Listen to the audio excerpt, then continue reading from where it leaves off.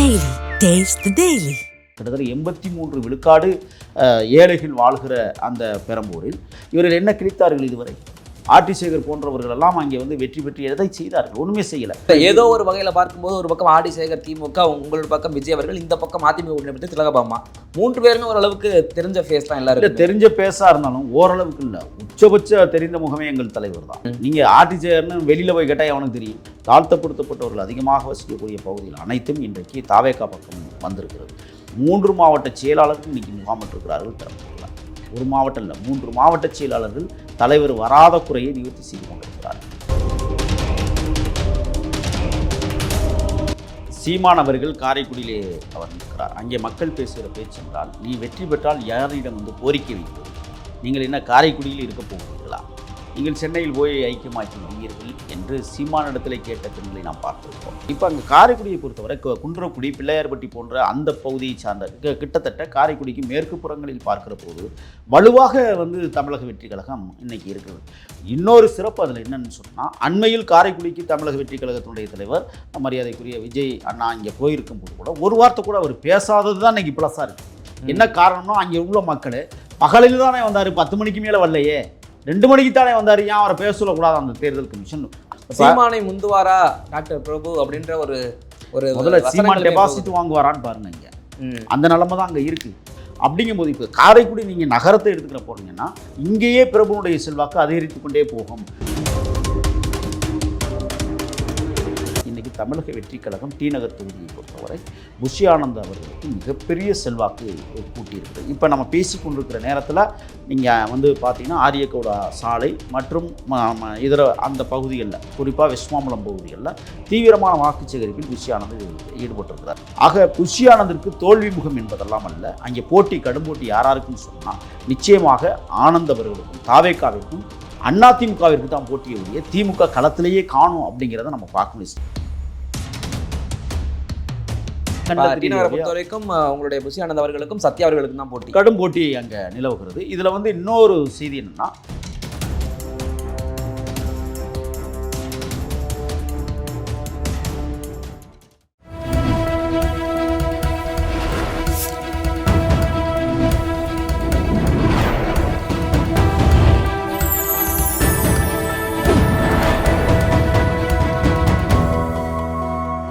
Channel 5 Tamil நேயர்களுக்கு வணக்கம்.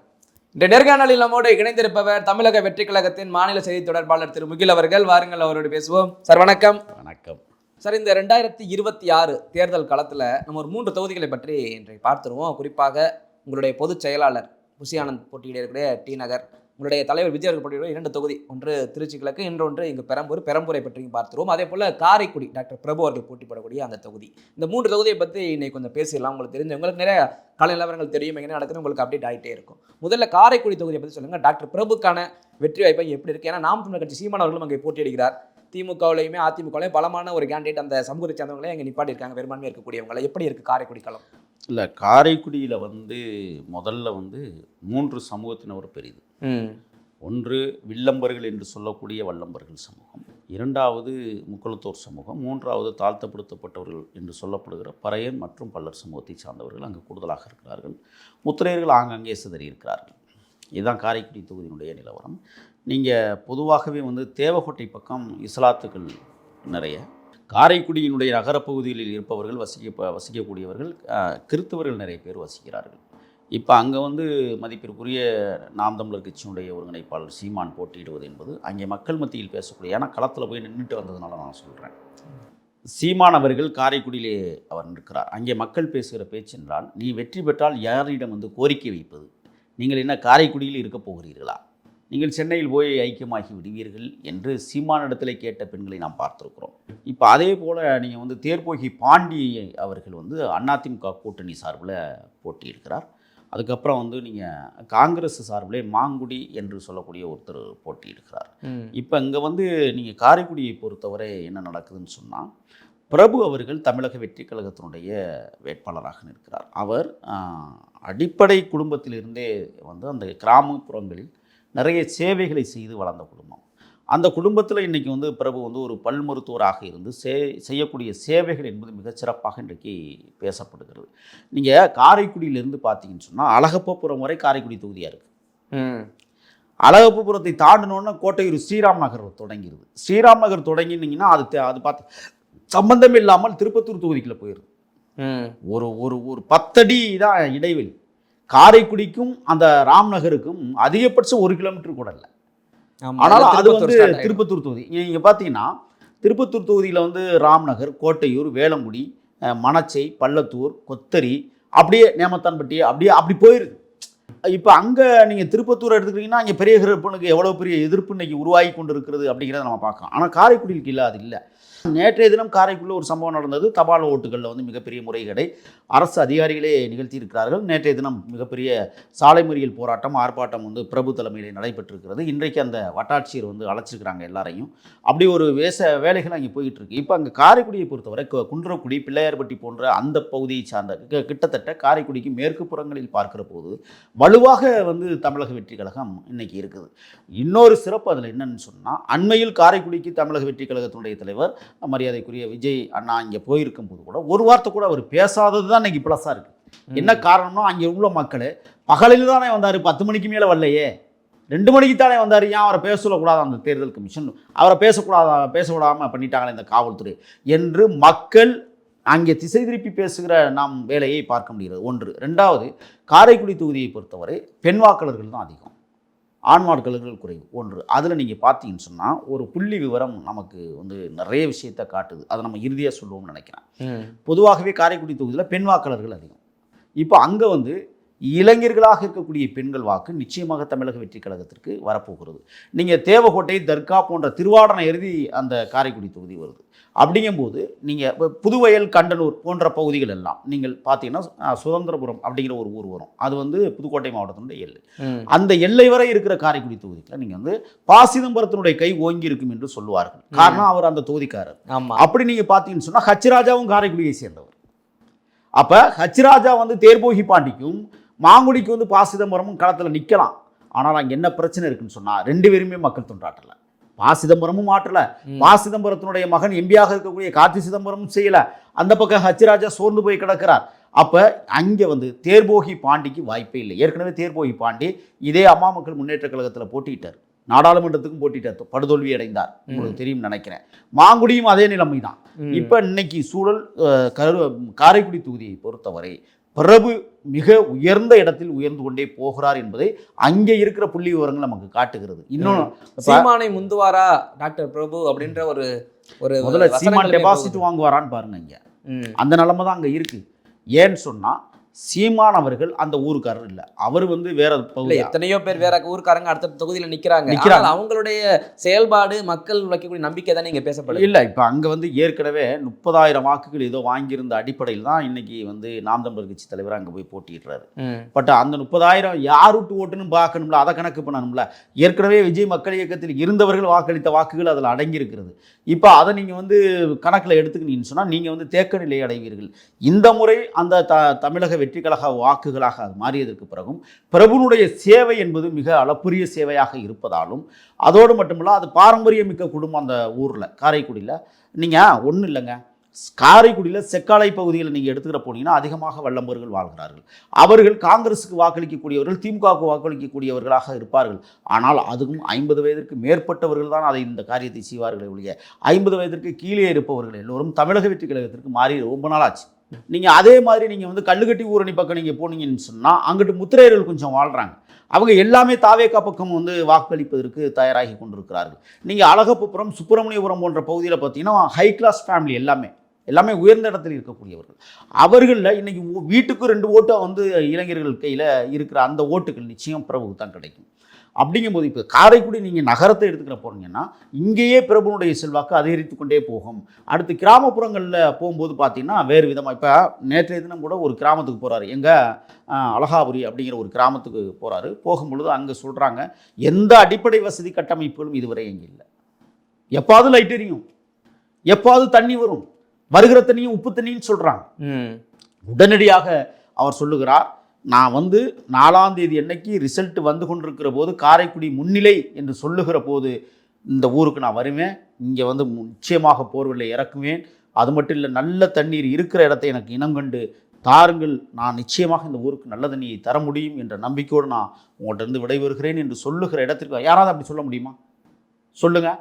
அதே மாதிரி அவரே சொல்கிறாரு, குழந்தைகள் வந்து ஓட்டு கேட்க வரும்போது சொல்கிறார், நீங்கள்லாம் ஓட்டே கேட்கக்கூடாது, நீங்கள்லாம் வந்து படிக்கணும்னு சொல்லுகிற பக்குவத்தை ஏற்படுத்தி இருக்கிற மண் இன்னைக்கு காரைக்குடி மண் பிரபுவாள்.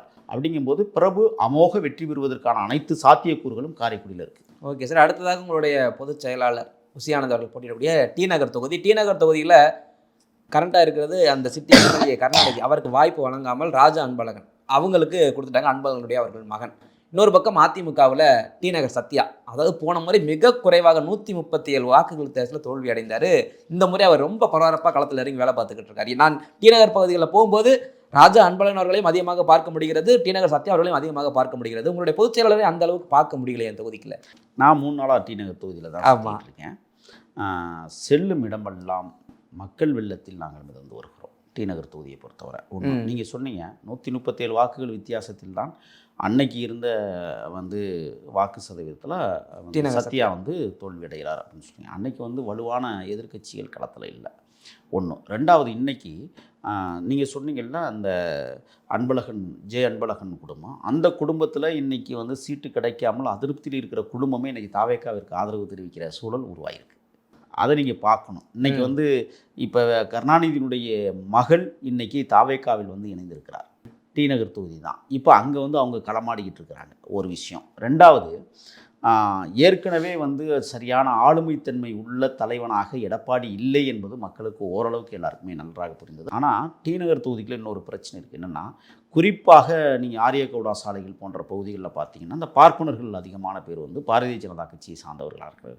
நீங்கள் சென்னை சிட்டிக்கிலே ஒரே ஒரு கவுன்சிலர் பாரதிய ஜனதா சார்பில் ஜெயிச்சாங்கன்னு சொன்னால் உமா அவர்கள் அங்கே தான் ஜெயித்தாங்க. இப்போ அந்த வாக்குகள் யார் வாங்குவது அப்படிங்கிற ஒரு விஷயம் இருக்குது. நீங்கள் இந்த இடத்துல தான் பார்க்கணும். என்னென்னா, அன்றைக்கி தனிப்பட்ட உமாவுக்காக அவர்கள் வாக்களித்தார்கள். இன்றைக்கி அப்படி இல்லை. நீங்கள் வந்து சத்யாவுக்கு வாக்களிப்போம் என்று அவர்கள் முடிவெடுக்க முடியாது. ஏன்னா புஷியாரும் ஓரளவுக்கு கிட்டத்தட்ட அதே சமூகத்தை சார்ந்தவராக இருப்பதால் வந்து இப்போ அவங்க எல்லாருமே வந்து புஷி ஆனந்துக்கு ஓட்டு கேட்குறாங்க. அவங்களே வந்து நான் கண் கூட பார்த்தேன். ஆரியகவுடா சாலையில் பார்ப்பனர்களே இறங்கி வந்து புஷி ஆனந்துக்கு ஓட்டு கேட்பதை நான் கண் கூட பார்த்துருக்கிறேன். ஒன்று. ரெண்டாவது, இப்போ வந்து நீங்கள் திமுகவால் நியமிக்கப்பட்டிருக்கிற இந்த கேண்டிடேட் வந்து பெரிய லெவலில் செல்வாக்கு பெறவில்லை. அவங்க அப்பா செல்வாக்கில் இருந்திருக்கலாம், அதற்கு முன்னாடி அவங்க ஐயா ஜெயராமன் செல்வாக்கில் இருந்திருக்கலாம். ஆனால் இன்றைக்கு இவங்க அப்பா பேரில் ஒரு பாலம் போட்டதே மக்கள் அதிருப்தியில் இருக்காங்க. அன்பழகன் பாலம். ஆமாம், அந்த பாலம் போட்டதே மிகப்பெரிய என்ன, இவர் என்ன தேசத்தந்தையா, இவர் என்ன நாட்டுக்காக உழைத்தவரா அப்படின்னு கேட்கக்கூடிய இடத்துல தான் டி நகர் தொகுதி மக்கள் இருக்கிறாங்க. ஒன்று. இப்போ தாவேக்கா சார்பில் நான் போயிருக்கிறேன் எல்லா களத்துக்கும். நீங்கள் பாண்டி பஜாரினுடைய மேற்கு பகுதிக்கு நீங்கள் போனீங்கன்னா ஹை கிளாஸ் குடியிருப்புகள் அது. அந்த ஹை கிளாஸ் குடியிருப்பில் நாங்கள் இரவு நேரத்தில் பிரச்சாரம் பண்ணிட்டு வந்தோம்னா ஒரு புள்ள வீட்டை விட்டு வெளியில் வரல. ஆனால் ஒவ்வொரு சுவரிலும் அனுமதி பெறாமல் திமுகவுடைய ஸ்டிக்கரை ஒட்டி வச்சுருக்கோம். இது எவ்வளோ பெரிய மோசமான அணுகுமுறை என்பதை பார்க்கணும். இப்போ நாங்கள் இருக்கிற தெருவில் கூட ஸ்டிக்கரை அனுமதி பெறாமல் ஒட்டி பெரிய பிரச்சனை வந்துருக்கு. நம்ம வீட்டுக்கு பக்கத்து வீட்டுக்காரர் சொல்கிறாரு, அவர் வந்து விசில் ஸ்டிக்கரை கொண்டாந்து ஓட்டுறாரு. அதுக்கு பக்கத்திலே வந்து அந்த திமுக ஸ்டிக்கர் அதை கிழிச்சு போடுறாரு.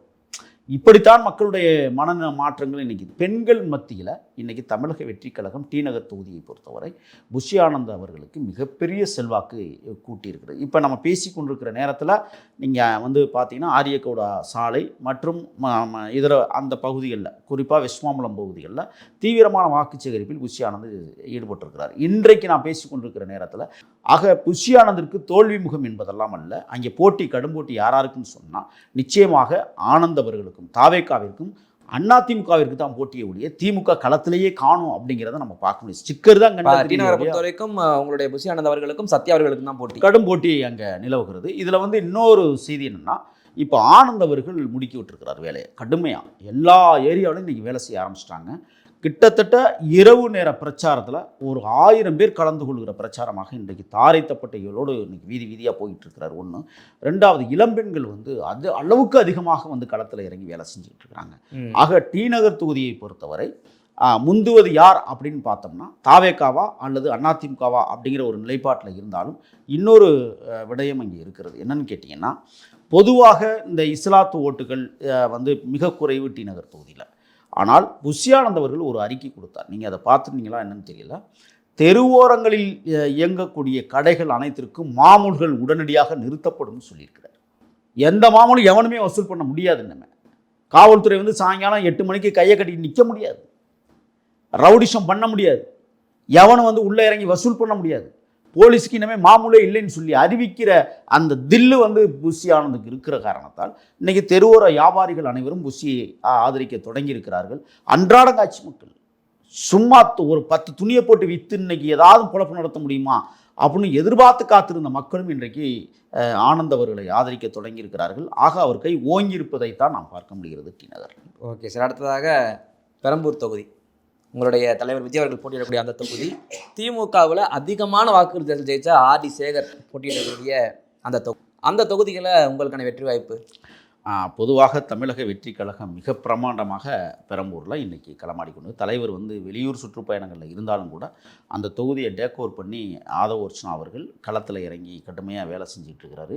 நீங்கள் குறிப்பிட்டதை போல் ஏற்கனவே நடந்த அந்த தேர்தலில் வந்து ஆர்டி சேகர் அதிகமாக வாய்ப்பை பெற்றிருந்தாலும் கூட இந்த தேர்தலில் ஏற்கனவே நாம் பேசிக்கொண்டிருந்த இதை பொறுத்தவரை பார்த்திங்கன்னா கிட்டத்தட்ட 18 வயதிலிருந்து 35 வயதிற்கு உட்பட்டவர்களுடைய வாக்கு சதவீதம் அங்கே 18.6% இருக்கிறது. அப்படிங்கும்போது அந்த 18.6% குறைந்தபட்சம் ஒரு 4% ஒதுங்குமே ஒழிய மீதம் 14.6% வாக்குகளை தலைவர் விஜய்க்கு அங்கே வாக்களிக்க காத்து கொண்டிருக்கிறார்கள். ஒன்று. ரெண்டாவது, அன்றாடங்காட்சி மக்கள் நிறைந்த பகுதி. அந்த பகுதி தெருவோரங்களில் படுத்து தூங்குகிற மக்கள் தான் அங்கே அதிகம். கிட்டத்தட்ட 83 விழுக்காடு ஏழைகள் வாழ்கிற அந்த பெரம்பூரில் 16.8 விழுக்காடு மக்கள் பிளாட்ஃபாரத்தில் தூங்குகிற மக்களாக அங்கே பெரம்பூர் தொகுதி இன்றைக்கும் விளங்குகிறது. இவர்கள் என்ன கிழித்தார்கள் இதுவரை? ஆர்டி சேகர் போன்றவர்களெல்லாம் அங்கே வந்து வெற்றி பெற்று எதை செய்தார்கள்? ஒன்றுமே செய்யலை. ஒன்று, மாற்று குடிசை வாரியத்தை உருவாக்க வேண்டும் என்று சொன்னார்கள், எதையுமே செய்யலை. ஆனால் இன்றைக்கி எங்கள் தலைவர் வந்து யாரும் இனிமேல் வீதியில் படுக்க முடியாது, அவர்களுக்கான உரிய அங்கீகாரத்தை நான் வழங்குவேன் என்று உத்தரவாதத்தை கொடுத்திருக்கிறார் என்றால் இன்றைக்கு பெரம்பூர் தொகுதியில் பொறுத்தவரை நீங்கள் பார்த்தீங்கன்னா திலகபாமா அப்படிங்கிறவங்க அதிமுக கூட்டணியில் நிற்கிறாங்க.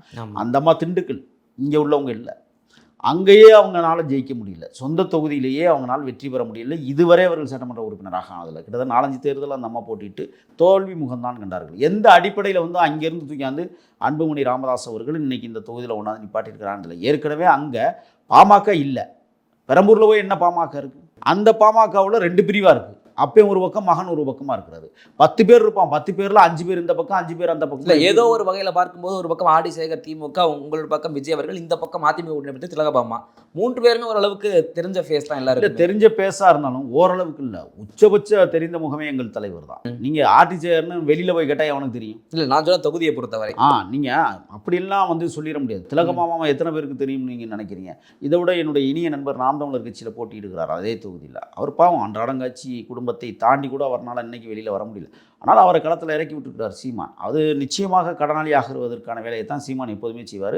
அப்படி ஒரு கடனாளியாகவும் அங்கே ஆகிவிடக்கூடாது என்பதை இனிய நண்பருக்கும் நான் சொல்லி தான் அனுப்பிச்சிருக்கிறேன். தயவுசெய்து செலவழிச்சிடாதீங்க, அது வேறு மாதிரி இருக்குது அந்த தொகுதி அப்படின்னு. இன்றைக்கி களத்தில் பெரம்பூர் பகுதியில் நீங்கள் பார்த்தீங்கன்னா ஆர்டி சேகருக்கும் தலைவருக்கும் தான் போட்டி என்பது சொல்லிவிட முடியாது. ஏன்னா தொட முடியாத இடத்தில் தான் ஆர்டி சேகர் நின்று கொண்டிருக்கிறார்.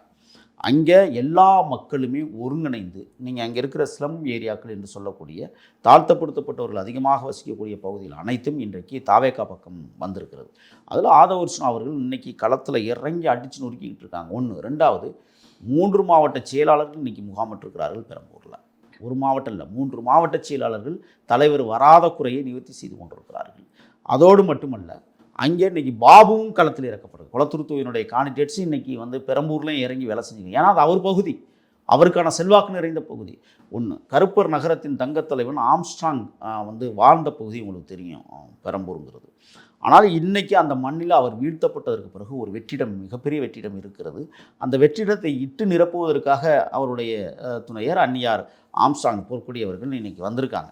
வந்திருந்தாலும் கூட அவங்க நிற்கிற தொகுதியை இன்றைக்கி கவனிக்க வேண்டிய ஒரு அசாதாரண சூழல் தான் இருக்கிறது. அவர்கள் அங்கே வெற்றி பெறட்டும், அது அவர்களுடைய விருப்பம், போராடுகிறார்கள்.